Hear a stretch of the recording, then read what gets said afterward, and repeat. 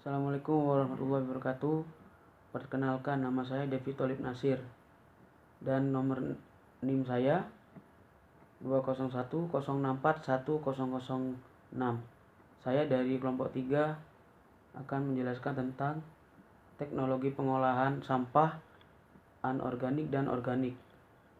Latar belakang masalahnya adalah telah lama sampah menjadi permasalahan di Indonesia dan di kota-kota besar. Peningkatan jumlah penduduk di Indonesia berbanding lurus dengan sampah yang dihasilkan setiap harinya. Berdasarkan kandungan zat kimia, sampah dibagi menjadi dua, yaitu sampah organik dan anorganik. Sampah organik tersebut adalah sampah yang dihasilkan dari dedaunan dan sisa-sisa makanan dan bisa membusuk.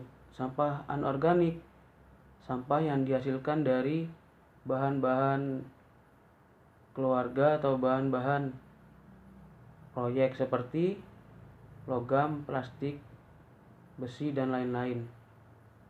Sampah organik dapat dimanfaatkan dengan baik dan bermanfaat bagi sekitar.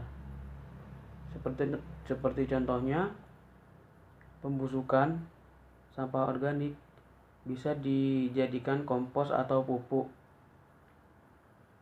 Dengan mengelola kompos dan pupuk, kita dapat mengurangi sampah yang ada di TPA atau tempat pembuangan akhir. Dan hasil kompos dan pupuk itu bermanfaat untuk menyuburkan tanah dikarenakan unsur hara yang bertambah di dalam pembusukan tersebut. Jadi, sampah organik bisa bermanfaat bagi kita semua dan di lingkungan kita. Terima kasih. Presentasi selanjutnya akan dilanjutkan oleh rekan saya. Wassalamualaikum warahmatullahi wabarakatuh. Assalamualaikum warahmatullahi wabarakatuh. Saya dari kelompok 3. Saya bernama Hakim Okta dengan nomor NIM 20106410007. Saya dari kelompok 3 ingin menjelaskan tentang makalah pengolahan limbah. Pengolahan sampah organik menjadi kompos juga kompos karena tidak bau dan memiliki nilai lebih. Pengolahan sampah organik menjadi kompos juga merupakan salah satu upaya menghindari dari kerusakan lingkungan. Karena sistem penanganan sampah yang sudah baik dan mengatasi permasalahan organik yang menempatkan mesin perajang sampah organik ini pada pusat perhatian kita. Salah satu komponen yang dibahas ialah konstruksi rangka mesin.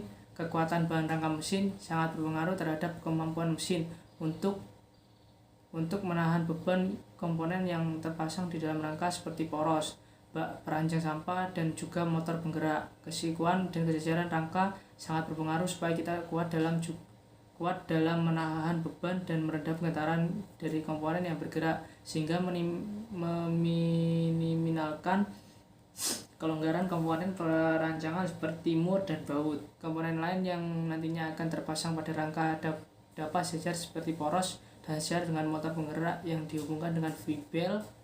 Demikian juga dengan ukuran yang sesuai antara bak peranjang sampah dan rangka bagian atas. Maka dari itu, risiko dan kesejaran akan sangat memudahkan komponen lain untuk mendapatkan diposisikan secara tepat sehingga kinerja mesin dan maksimal. 3. Selain konstruksi rangka, hal yang tidak boleh diabaikan adalah proses pengelasan rangka.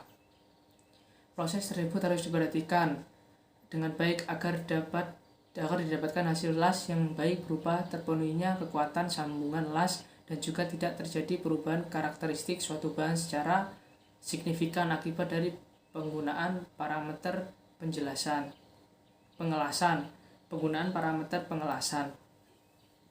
Sekian dari saya, Hakim Okta. Selanjutnya saya akan alihkan ke anggota kelompok saya yang satunya.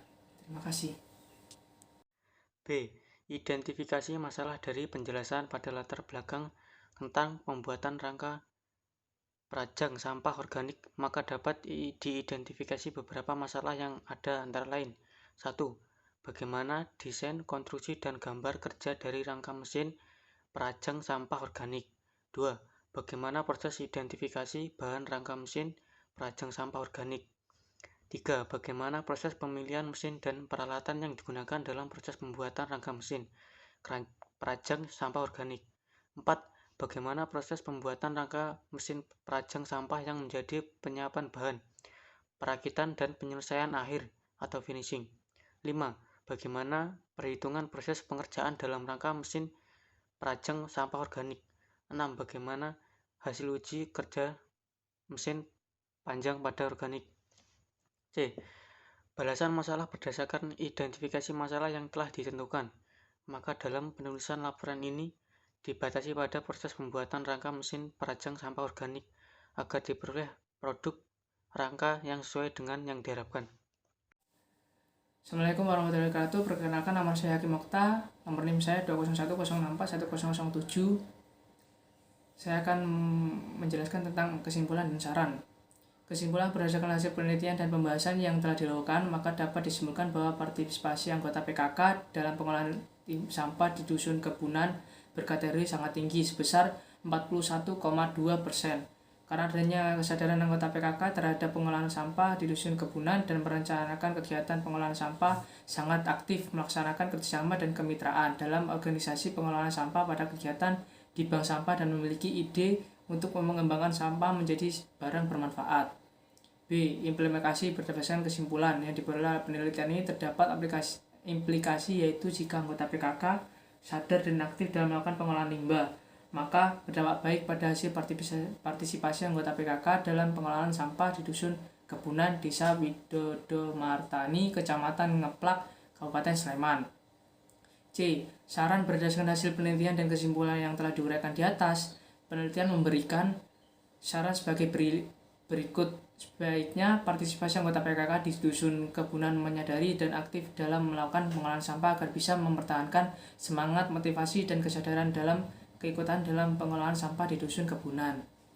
Sekian dari kelompok 3. Kami izin menutup. Assalamualaikum warahmatullahi wabarakatuh.